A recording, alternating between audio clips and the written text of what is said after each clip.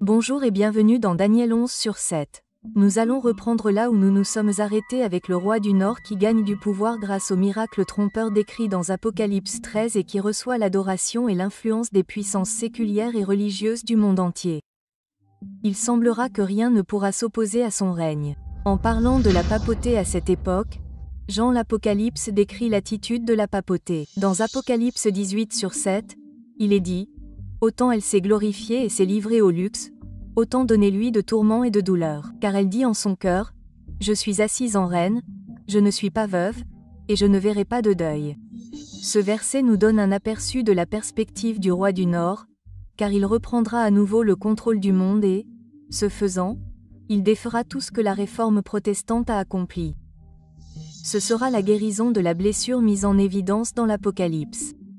Et il semblera que rien ne s'opposera à sa reprise du contrôle du monde. Comme nous l'avons déjà lu dans Daniel 11 sur 41-43, le roi du Nord entrera dans les pays et le glorieux pays, et même l'Égypte n'échappera pas. Nous avons déjà appris que le glorieux pays, les pays et l'Égypte représentent le fait que chaque homme, femme et enfant sur terre, sans distinction de religion, de race ou d'ethnie, sera impliqué dans cette guerre spirituelle. Et même parmi le peuple du commandement de Dieu, beaucoup seront renversés. Cependant, nous avons également vu que certains échapperont effectivement à l'emprise du roi du Nord. Malgré son désir que tous reçoivent la marque de la bête, le nom de la bête et le nombre de son nom, il y en aura quelques-uns qui échapperont. Et cette évasion sera le résultat direct de ce qui est décrit dans Daniel 11h44, qui dit « Mais des nouvelles de l'Orient et du Septentrion le troubleront. C'est pourquoi il sortira avec une grande fureur pour détruire et exterminer beaucoup de gens. » Ce texte met en lumière un scénario dans lequel des nouvelles ou des messages venant du Nord et de l'Est troubleront la papauté et constitueront une menace potentielle pour son influence.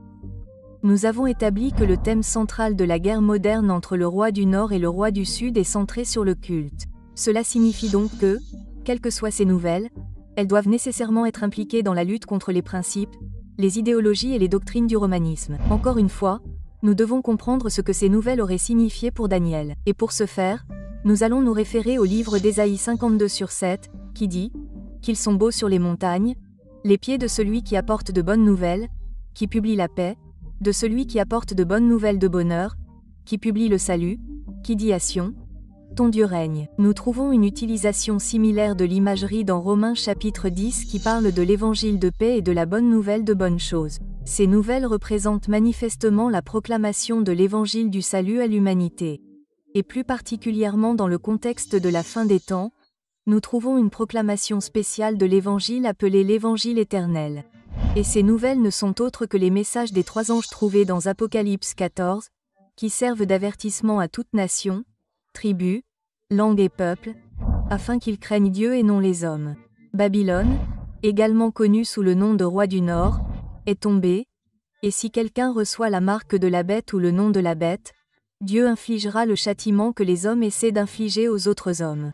Ce message d'avertissement culmine dans Apocalypse 18 sur 1-4, qui dit « Après cela, je vis descendre du ciel un autre ange, qui avait une grande puissance, et la terre fut éclairée de sa gloire. Il cria d'une voix forte « Elle est tombée, Babylone la grande. Elle est devenue une habitation de démons, un repère de tout esprit impur, un repère de tout oiseau impur et odieux. Car toutes les nations ont bu du vin de la fureur de son impudicité, et les rois de la terre se sont livrés avec elle à l'impudicité, et les marchands de la terre se sont enrichis par la supériorité de ses délices. Et j'entendis du ciel une autre voix qui disait « Sortez du milieu d'elle, mon peuple, afin que vous ne participiez point à ses péchés, et que vous n'ayez point de part à ses fléaux. Car ses péchés se sont accumulés jusqu'au ciel, et Dieu s'est souvenu de ses iniquités. » Ce message dans Apocalypse 18, connu sous le nom de Grand Cri, servira d'avertissement final de la terre contre Babylone, le roi du Nord. Et cela déclenchera la fureur de Satan contre le pays glorieux, que nous avons déjà identifié comme l'Église du reste de Dieu. Nous trouvons cela décrit dans Apocalypse 17, qui dit « Et le dragon fut irrité contre la femme, et il s'en alla faire la guerre au reste de sa postérité, à ceux qui gardent les commandements de Dieu et qui ont le témoignage de Jésus-Christ. » En conséquence de la fureur de Satan, il agira par l'intermédiaire du roi du Nord pour aller avec une grande fureur détruire et anéantir complètement beaucoup de gens. Cette fureur et cette tentative d'enlever beaucoup de gens sont fondamentalement un exemple de ce qui se passera dans Apocalypse 13 qui déclare que ceux qui ne reçoivent pas la marque de la bête ou le nom de la bête ou le nombre de son nom ne seront pas autorisés à acheter ou à vendre. Car rappelez-vous, le roi du Nord aura autorité sur les navires représentant le commerce. Et il aura autorité sur l'argent, l'or et toutes les choses précieuses de l'Égypte représentant la puissance financière des nations autrefois séculières du monde. En plus de cela, il sera déclaré que tous ceux qui n'adoreraient pas l'image de la bête devront être tués, car rappelez-vous que le roi du Nord a des chars et des cavaliers représentant la puissance judiciaire et militaire du monde. Et les Éthiopiens et les Libyens représentant également le pouvoir d'exécution seront aux ordres du roi du Nord. Et comme nous l'avons déjà vu au verset 13 de l'Apocalypse 17, les nations du monde auront un même dessein, et elles donneront leur puissance et leur autorité à la bête. Il y a une remarque très importante que nous devons faire en plus de ce que nous avons vu concernant les nouvelles qui viendront du nord et de l'est pour troubler la papauté. Dans Daniel 11h44, il est dit que les nouvelles viendront du nord et de l'est. Ces mots ne sont pas là par hasard. Dieu veut que nous comprenions que les nouvelles de l'Évangile éternel viennent directement de son trône dans le nord. Nous le savons parce qu'Ésaïe 14h13 nous fait savoir que Dieu est adoré dans les régions du nord. Et dans Psaume 48/2, il reflète cette idée en nous faisant savoir que Jérusalem est la ville du grand Dieu dans les régions du nord. Maintenant que nous connaissons le nord, qu'en est-il de l'est? L'est est là pour nous faire savoir comment le salut viendra pour le peuple de Dieu. Et nous savons que le salut viendra de l'Est à cause de Matthieu 24h27, qui dit que l'apparition du Christ sera comme une lumière qui brille de l'Orient vers l'Occident, et qu'il vient sauver son peuple. Nous constatons également que dans l'Ancien Testament, lorsque l'ancienne Babylone fut renversée, elle fut renversée par une figure de type Messie nommé le roi Cyrus, un roi venu de l'Orient qui conquit Babylone en asséchant l'Euphrate.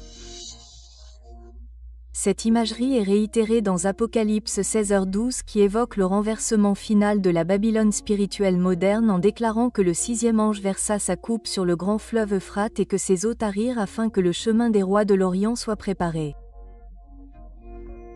Ces rois représentent Dieu venant racheter son peuple de la persécution du roi moderne du Nord. Malgré l'ampleur de cette situation pour ceux qui choisissent de rester fidèles à Dieu, il interviendra en faveur des fidèles. Dieu finira par triompher du roi du Nord et établira un royaume de paix et de justice. Avant l'établissement du royaume de Dieu, le roi du Nord sera finalement vaincu, mais avant son règne, il sera vaincu. Défaite, le roi du Nord a encore un coup à faire pour tenter de remporter la guerre spirituelle qui sera menée contre le monde entier. Et nous découvrirons ce que c'est dans le dernier verset de Daniel 11.